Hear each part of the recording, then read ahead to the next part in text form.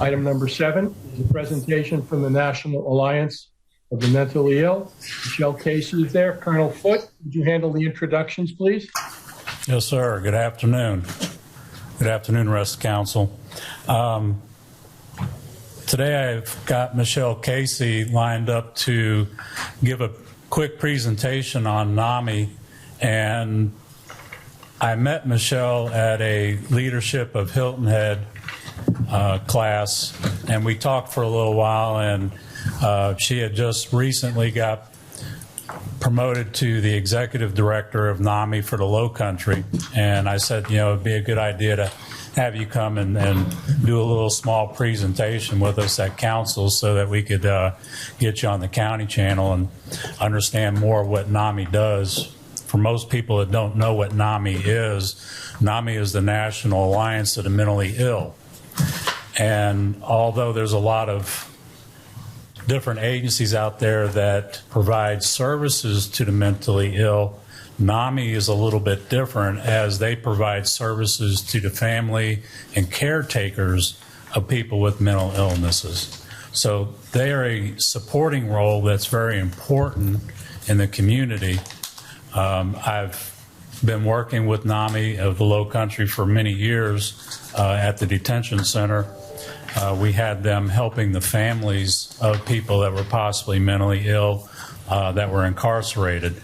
So I got to know NAMI very well, and they're a good organization for resources for these families. And I think that just like a lot of other different 501(c)(3)s and other volunteering agencies out there, they've had a really tough go at it during COVID, with a lot of volunteering backing out and not wanting to volunteer anymore. So it's tough to get those volunteers out there to help with this organizations out there.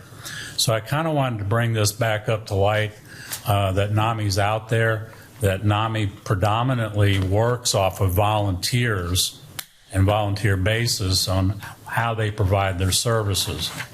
And I'm not going to go into those services because I'm going to allow Michelle to handle those comments and take you through what NAMI of the Low Country does. So without any further ado, I will let Michelle Casey, who's the executive director of NAMI of the Low Country, take over from here. Thank you very much, Colonel Foote. And Michelle, may I just take a moment and welcome you to the Community Services and Public Safety Committee meeting, so that you know, in addition to the people who are on the Zoom meeting and in attendance, this is broadcast on the county channel, and it will also be recorded so that in the future, if anyone wants to go in and have a look at this video, they'll be able to do that with regard to your presentation. We've been talking quite a bit about the issues of mental illness in our community lately, tying it in often to homelessness and also to the rise in domestic violence. And we think that it's an important topic. And I'm very happy that you were able to carve some time out today to come over and tell us about your all-volunteer organization, because we're not really sure what we can do to help. But we're anxious to find out what everyone is doing, so that if we can find a role in this and provide some kind of assistance, we'd like to step in and do that. So thank you for coming, and I'll turn it over to you for your presentation. Thank you so much for the opportunity to be here, and I am grateful that Phil brought me in on this. And at this time, as he mentioned, I am new to this role, but I'm not new to NAMI. I have been with NAMI for 10 years, and how I was introduced to NAMI, I was a mother who was desperate with nowhere to go after my daughter had her 4th suicide attempt. And so I'd like for you to think of NAMI as much like AA and Al-Anon is for alcohol recovery. That's what we are. We do not have clinicians. We do not have doctors or psychotherapy. What we are is education, support, and empowerment. So we have 14 different programs, but having said that, we're not linear in our approach for the support in the community. So let's talk about, for a second, let me just take you to where we were. Nami Low Country is an affiliate of a national organization. NAMI is the National Alliance on Mental Illness, and we have 600 affiliates across the United States. And we have the national and the state association. I'm also on the board for that. And then our local area. Our local affiliate serves 5 counties, which is Beaufort, Jasper, Hampton, Colleton, and Allendale. It's hard to reach all those communities that are in the rural areas, and it's been difficult since COVID. But having said that, it's a year in now that I've been in this job, in this position. Before that, I was on the board and the president of the board, and this job came about as a result of our executive director, Sarah Eliasoff, who retired after 14 years. So I was kind of green as far as what needed to be done with this organization for the first year. And I have been working very hard to look at what we are as a community and what it is we need. And I feel like there's been a lot of gaps. So that's where we were. This is where we are now. As an organization, we are now starting to get some traction back after COVID. We are training more volunteers and facilitators.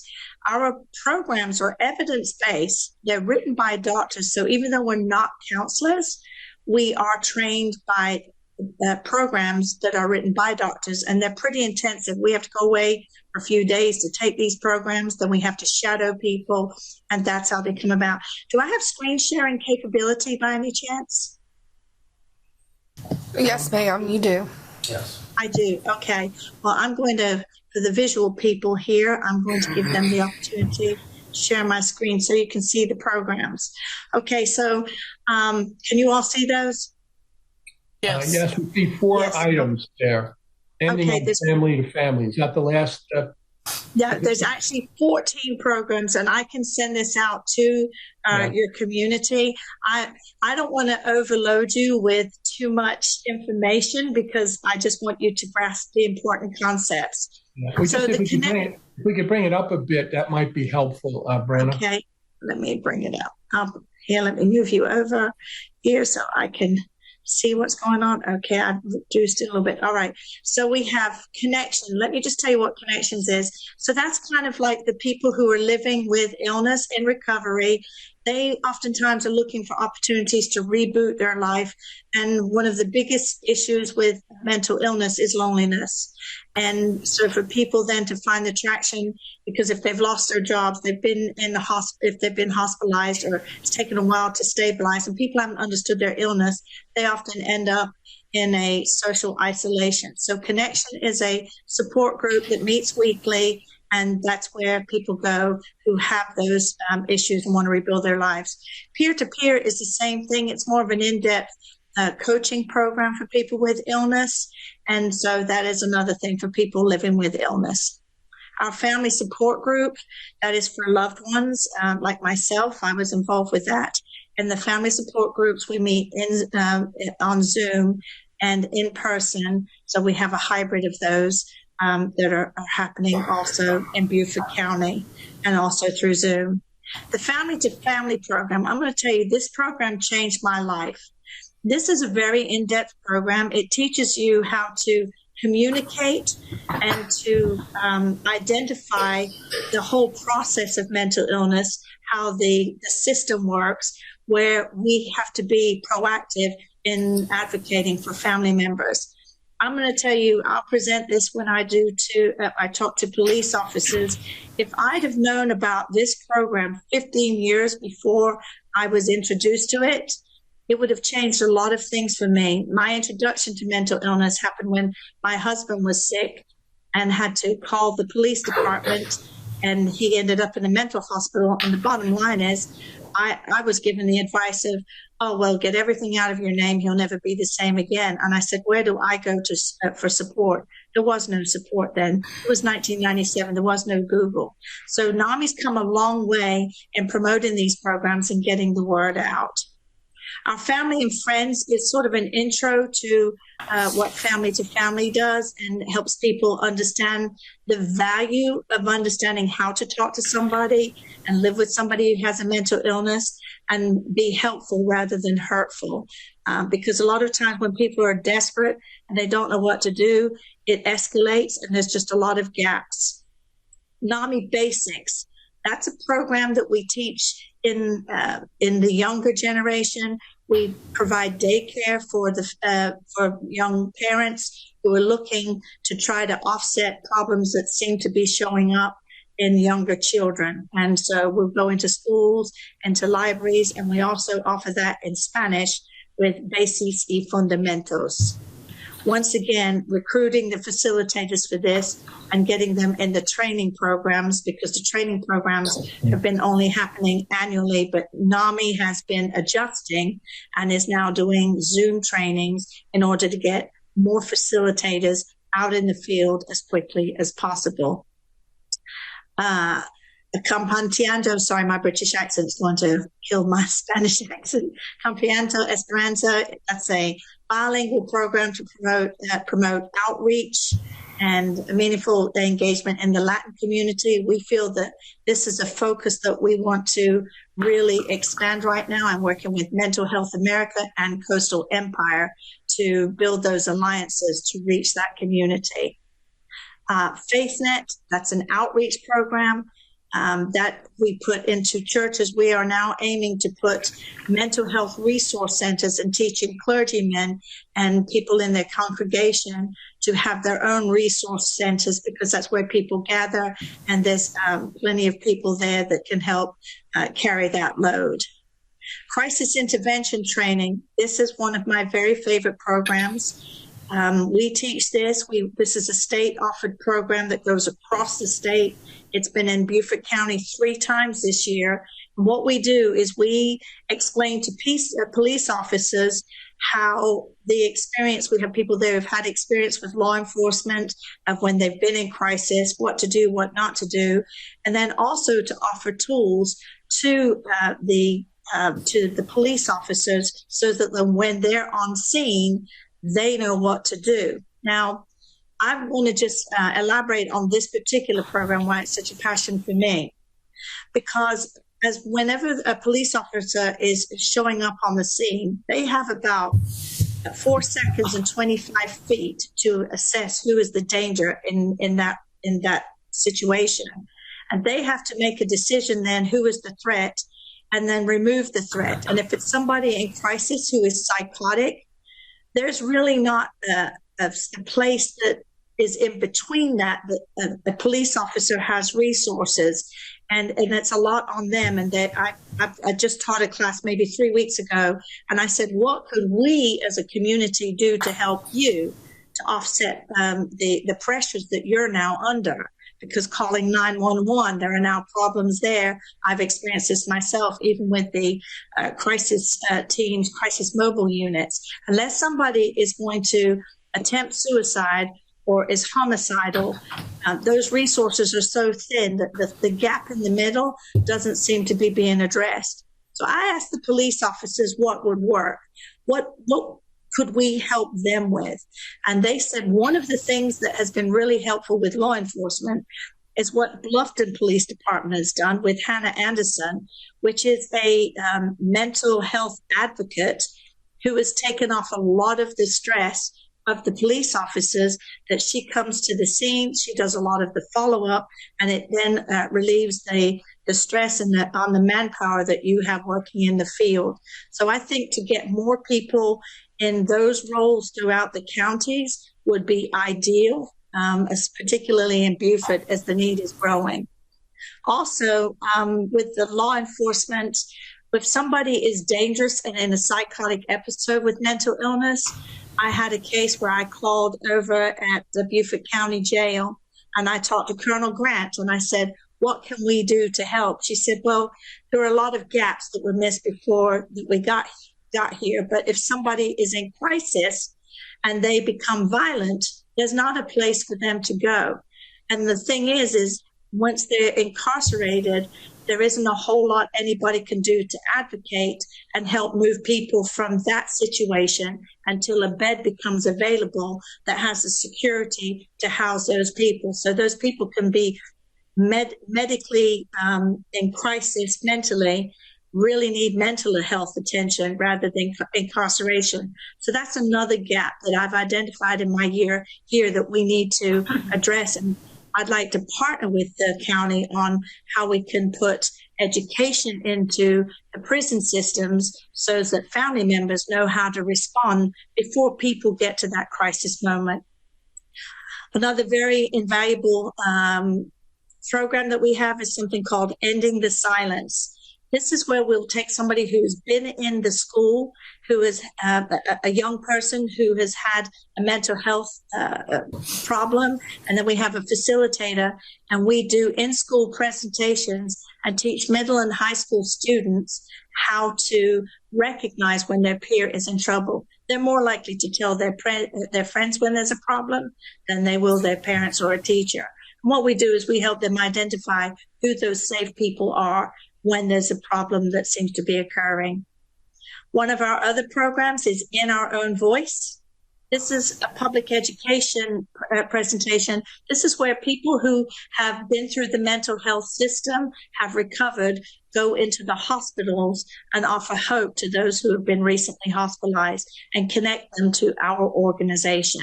We need more people to do that. It was difficult to do that during COVID, but now the doors are open and we're back online with that. NAMI Homefront is basically like family to family, and that helps family members support our military veterans who have served and are suffering from a mental illness or trauma or post-traumatic stress syndrome. And all of these programs we offer for free. What has been amazing with NAMI as far as where we are now and where we're going, we're becoming more advanced. And if we have just a minute, I've got a short little video I'd like to show you, if it'll allow me. I'll put that up here and see if I can get this to you. I'd like for you to see this because this came from National, and it sort of goes over everything that I have said and is really very informative as far as what we're doing on a national level and legislatively. Can you all see that? Can. Can you hear it? No. Okay. Oh, no. You can't hear it? Oftentimes. Moving, but no sound yet. Okay. Let me see if it'll let me give you sound. Oftentimes that's the tricky thing with these videos. Well, I won't take up time. I'll tell you what I'll do is I'll send that link out to you, to your group, so that you can watch it in the privacy of your own schedule, and then it's well worth watching. But there's one thing that I will share with you that is on the bottom of the video that one of the things NAMI has done. Let me stop my share. This is the most fantastic way to get the message and help instantly to a 15-year-old. So if you have an iPhone, you can simply do this. Hey Siri, I'm depressed. Oh, I had my ringer on. Hey Siri, I'm depressed. I'm sorry to hear that. Talking to someone might help. If you'd like, I can help you call a friend or family member, or you can find help online at nami.org. Wow. That's a great tool that's just come out. And the other thing that we've done with NAMI is also we have really pushed legislatively to get the 988 number, which now that's our role. How we can help the community is the manpower and the funding is short for tending to psychiatric appointments. I'm seeing a huge gap where people who want help, need help, are having problems accessing a psychiatrist. We need more psychiatrists in the Department of Mental Health. The Department of Mental Health serves 5 counties like we do. In Beaufort County alone, 5 counties, and they have 2 working psychiatrists that are able to prescribe medicines and a clinical director. And they're doing very well with what they have done. We've partnered with the Department of Mental Health. And so as they have people that are going through their system, we are then helping with the after support so that when they come out of the Department of Mental Health, we can help with that. I'm seeing huge gaps with if we can find a way to help with the gaps in costs of medicines, because when people come out of the hospital, they have about 10 days to get an appointment. They go through a counselor, then that's the screening, then another counseling appointment, and then they can see a doctor. Sometimes that can take up to 6 weeks. I'm going to tell you why this is really important. You know this. We have almost 200,000 people in Beaufort County alone. The statistics say 1 in 5 have a mental health issue. So I'm not a mathematician, but I believe that's about 40,000 people. And it's growing. Those are the reported numbers. So if you've got 40,000 people that have a mental health issue, let's say half of them have enough insurance or have support at home that they can get the care that they need. That leaves 20,000. Maybe some people don't even, maybe they're self-medicating or causing problems or domestic violence. Who knows? All I can tell you that even if you only had 5,000 people in Beaufort County alone, is 2 or 3 psychiatrists, prescribing psychiatrists, enough to carry that load that's growing? What would it mean for us if we could get ahead of it and start doing and working more on prevention, which is what NAMI's role is going to be, and helping educate people before they get to those crisis moments? What would it mean if NAMI Low Country had the manpower, and as we get our name out there, to get people more involved? So how are we doing that? What are we doing?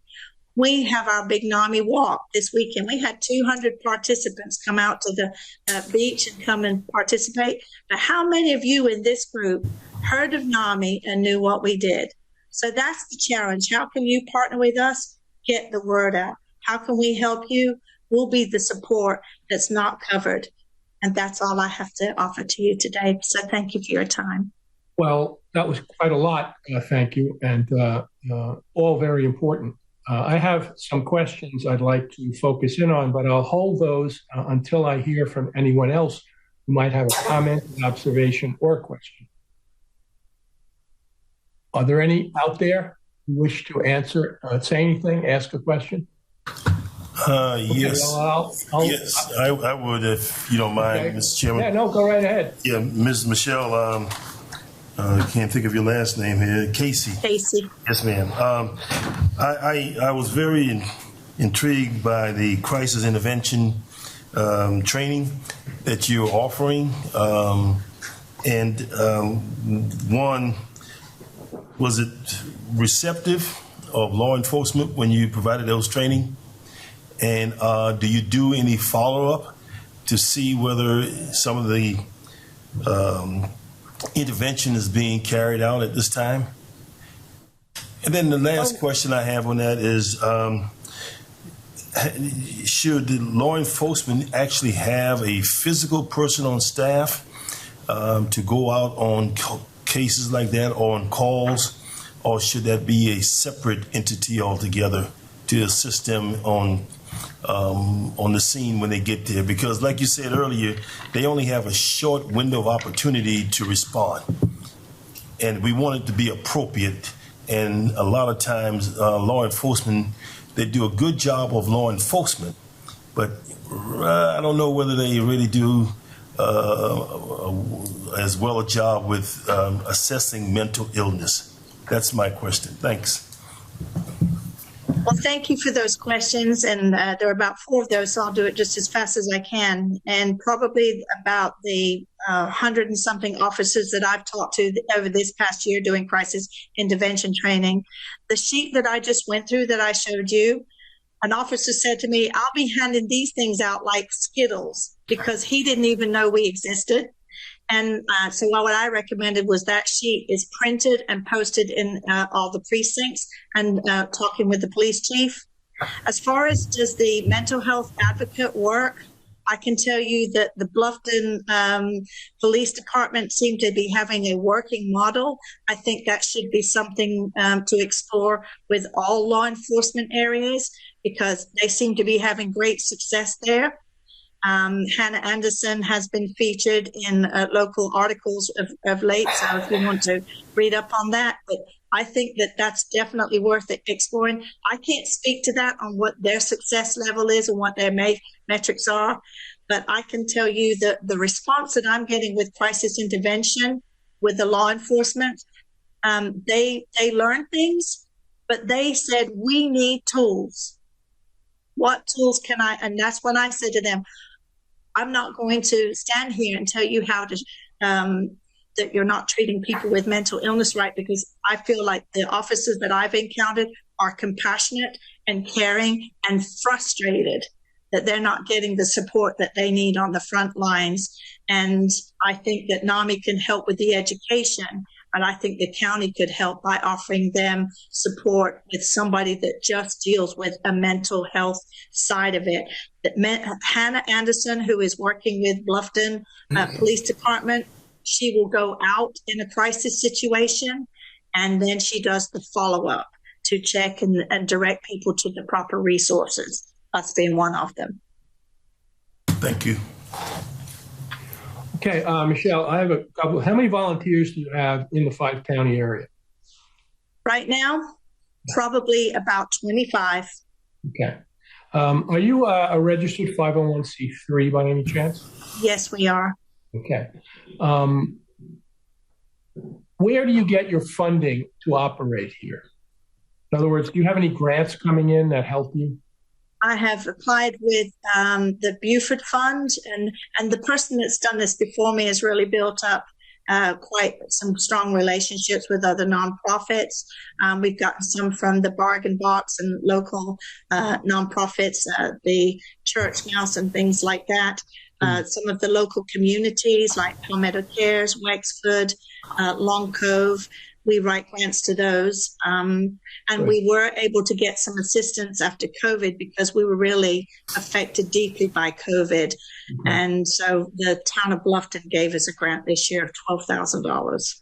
I don't know if you've applied under our community services grant program with the county. If you haven't, we will be sure to get you the information so that in the next cycle, you will be able to apply for that, because there is an ongoing program within the county to provide support to community organizations like yours. Yeah, I did apply for that.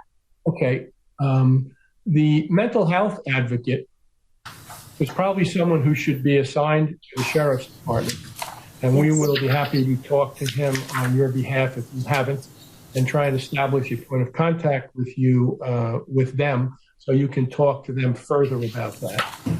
With regard to the psychiatrist, tomorrow, coincidentally, the Beaufort County Legislative Delegation is having a meeting. And there's an opportunity at the end of that meeting to have citizen comments. And I think that would be an appropriate place to ask for assistance there with regard to funding for those positions, because apparently all of our elected representatives who work in Columbia will be in the room. And you may find a nice audience. So before you leave there, where are you? Are you at our building? Are you on Zoom? You're on Zoom. I'm on Zoom. Okay. We will get to you the information on where that meeting is tomorrow and when. It's open to the public, and there's comments available at the end. I don't know if it's a Zoom meeting, although I know it is on the county channel if you can't make it there. But I think that would be an appropriate place to go to ask for that kind of assistance. With regard to getting the word out, our very excellent PIO officer will be filing a report soon with regard to the presentation that you made here today, covering all of the things that you covered, and perhaps even incorporating, with your permission, one of the slides that you used to show the kind of work that you're doing, so we can spread the word for you through our email contact list, which has numerous people on it and who look forward to getting these types of announcements. I think I've pretty much covered, with regard to the incarceration education, I think that Colonel Foote and Colonel Grant would be the people to deal with that for you, for an opportunity to talk to family members of people who are incarcerated. And I don't know how that would work out or if it's even possible. But I think you have the access to Colonel Foote and to Colonel Grant, and that may be the appropriate place for you to pursue that. So I've given you quite a bit to do here today. I'm fine. Quite a few responsibilities to follow up on, and we will help you any way we can, because we recognize how important it is, the work that you're doing, and how significant the problem is. to hear 1 in 5 is a staggering number. Considering 40,000 or even half that number or a quarter of that number of people who are in distress. So we applaud you for what you're doing, and we hope we can spread the word. And we will start with a Pio announcement, and then we will try and you will get the sheriff. We will find a point of contact for you with the sheriff's department about talking about a mental health advocate, perhaps on their staff. He's not shy about asking for money to fill those positions once he is convinced that it's appropriate. And I'm pretty sure that you can convince him once you have the access. So thanks very much for coming. Does anyone else have any follow-up for Michelle before she says adios? No, not hearing any. Okay, thanks, Michelle. We really appreciate. Oh, yeah. I just want to tell you that Philip Foote reached out to me, and Colonel Foote. I just want to thank him for the opportunity. He is equally as passionate about putting some action together here. So thank you so much. He is passionate about it, and we appreciate that trait in him. He's passionate about a lot of things. It's tough to keep them in order sometimes, but he's at the top of his list. Okay, thank you. Well, he's the one that got me here, so thank you so much to him. Okay, all right, thank you, guys. Thank you. Bye-bye. Bye-bye.